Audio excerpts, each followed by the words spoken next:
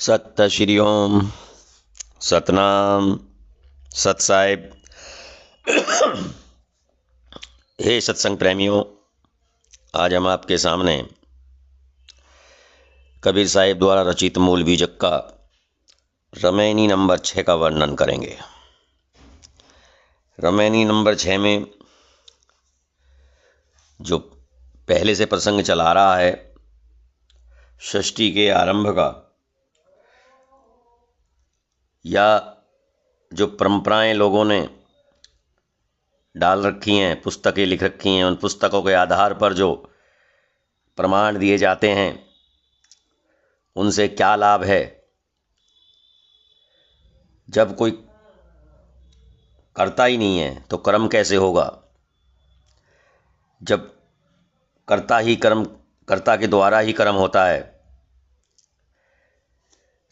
तो इसी बारे में, इसी प्रसंग को आगे बढ़ाते हुए इस रामायणी में कबीर साहिब मनुष्यों से पूछते हैं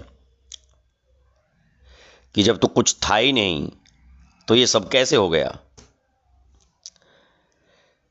वर्णहु कौन रूप और रेखा, दूसर कौन आई जो देखा।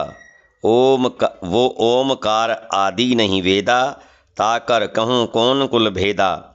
नहीं तारागण नहीं रविचंदा, नहीं कुछ होते पिता के बिंदा। नहीं जल नहीं थल नहीं थिर पवना, को धरे नाम हुक्म को बिरना। नहीं कछु होते दिवस निज राती, ताकर कहूँ कौन कुल जाति। सुन सहजवन सुमिरिते, परगट भई एक जोत। ताई पुरुष की मैं बलिहारी, निरालंब जो होत। सदगुरु साहिब, कबीर साहिब प्रश्न करते हैं कि हे मनुष्यों, तुम कौन सी वस्तु या स्वरूप का वर्णन कर रहे हो।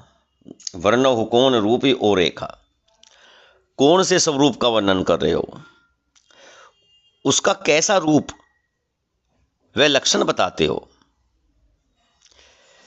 क्या हमें बताएंगे कि उसको किसी ने देखा है, कोई उसकी गवाही देने वाला है जिसने उस भगवान को, ईश्वर को, खुदा को देखा हो। तुम जो वर्णन कर रहे हो तो वह किसी ने देखा होगा तभी तो वर्णन कर रहे हो। तो उसको लाइए कि कौन गवाह है उसका। वो ओमकार आदि नहीं वेदा, ताकर कहूं कौन कुल भेदा। आगे कहते हैं कि सनातन सृष्टि में सबसे आखिरी दौड़ है वेद। वेद से आगे कुछ प्रमाण नहीं मिलते। वेदों से पुराना कोई ग्रंथ नहीं है। वेदों से पुराना ऐसा कोई ग्रंथ नहीं है जिसके बारे में वर्णन मिलता हो, इतिहास मिलता हो, या जिसकी चर्चा होती हो। वेद अंतिम दौड़ है। व्यक्ति कहां तक जाकर के उदाहरण देगा कि फला फला में ऐसा लिखा है। तो वेद आखिरी दौड़ है। तो कहते हैं कि उस रूप ओमकार का, वेद ओमकार को ईश्वर का रूप मानते हैं और वेद भी उसको आदि मानते हैं। यानी वेद भी उसके बारे में कुछ भी भेद नहीं बता पाते। वेदों को भी नहीं पता कि वो ओमकार स्वरूप ईश्वर कहाँ है, कहाँ रहता है, कैसा है, कुछ नहीं जानते। वे भी उसे नेति नेति कह करके, नित्य नित्य कह करके समाप्त कर देते हैं। अब तुम ही बताओ कि उसके वंश आदि विषय का रहस्य क्या है। ताकर कहूं कौन कुल भेदा, उसका कुल क्या है, वंश क्या है, उसके बारे में बताइए। अब कहने का तात्पर्य यह हुआ कि जिस ओमकार स्वरूप का वर्णन वेद भी नहीं जानते, उसका मूल रूप क्या है बताइए। पहले तारागण, सूर्य, चंद्रमा, पिता का वीर्य, जल, पृथ्वी, आकाश, वायु आदि कुछ भी नहीं थे।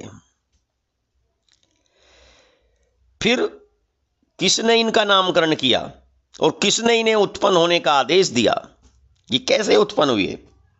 नहीं तारागण, नहीं रविचंदा, नहीं कुछ होत पिता के बिंदा, नहीं जल नहीं थल नहीं थिर पवना, को धरे नाम हुक्म को बिरना। किसके हुक्म से ये सब पैदा हुए? पहले तो ये नहीं थे। जब रज भी नहीं था, पिता का वीर्य भी नहीं था, माता का रज भी नहीं था, तो मनुष्य कहां से उत्पन्न हुआ? बिना रज और वीर्य के मनुष्य उत्पन्न होगा नहीं। तो मनुष्य कहां से उत्पन्न हुआ?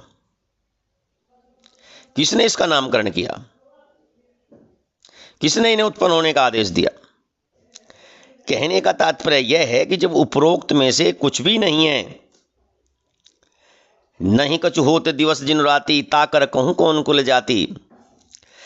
जब कुछ भी नहीं है, न दिन है न रात है न कुल है न जाति है, तो इससे पता चलता है कि विभु अद्वैत ईश्वर ब्रह्म खुदा आदि सब हमारी कल्पना मात्र हैं। कल्पना से ही पहले, जैसे रमैनी में बताया कि सबसे पहले वेदों को लिखा गया, वो किसने लिखा? मनुष्य ने लिखा, मनुष्य की कल्पना थी। तो वेदों से ही ईश्वर की कल्पना प्रारंभ हो जाती है। फिर उपनिषद लिखे गए, ब्राह्मण ग्रंथ लिखे गए, स्मृति लिखी गई, पुराण लिखे गए, आदि आदि ग्रंथ जो बढ़ते गए बढ़ते गए बढ़ते गए, किताबों का एक भंडार बन गया। लाखों करोड़ों पुस्तकें हैं धर्म के नाम पर, ईश्वर के नाम पर। हजारों हजारों मत और संप्रदाय चले हुए हैं। कोई कुछ कहता है, कोई कुछ कहता है, कोई कुछ कहता है। उनमें भी आपस में कोई समावेश नहीं है। तो ये सब कल्पना मात्र है। घट घट में राम, बाकी बाहर कुछ भी नहीं है। ये सृष्टि, ये ब्रह्मांड आदि और अंतिम अनंत है। इसका कोई आर पार नहीं है, इसका कोई रचयिता नहीं है। किसी ने इसका निर्माण नहीं किया है। ये स्वतः ही निर्माण है और आदि और अनंत है। शून्य सहज मन सुमिरिते, प्रगट भई एक जोत, ताही पुरुष की मैं बलिहारी निरलंब जो होत। अब आगे इस साखी में कबीर साहिब जी ऐसे पुरुष की प्रशंसा करते हैं, अपने आप को न्योछावर होने के लिए कहते हैं, जिसने आहिस्ता आहिस्ता सहज होते हुए अपने मन को सहज करते करते, सुमरण करते करते, अपने स्वरूप का सुमरण करते करते, उसके हृदय में, उसके अंदर एक ज्योत प्रकट हुई। ज्योति, जहां भी ज्योत का विषय आता है तो कबीर साहिब जहां भी ज्योत का विषय लेते हैं तो उसका अभिप्राय है ज्ञान। कोई प्रकट ज्योति नहीं है। अगर कोई मसाल है, कोई दीपक है या कोई रोशनी है, आंखों से दिखने वाली कोई ज्योति का वर्णन कबीर साहिब नहीं करते हैं। वे ज्योति का अभिप्राय हुआ कि वे ज्ञान ज्योति अपने हृदय में जो जिसके ज्ञान ज्योति प्रकट हो चुकी है, आहिस्ता आहिस्ता सहज में मन को सहज करते करते, सुमरते सुमरते, अपने आत्मस्वरूप का सुमरण करते करते हृदय में ज्ञान ज्योति प्रकट हो गई है। ऐसे पुरुष की मैं बलिहारी जाता हूं, ऐसे पुरुष पे मैं न्योछावर होता हूं, ऐसे साधक पर न्योछावर होता हूं जो निरालंब जो होत, जो निरालंब है, असंग है,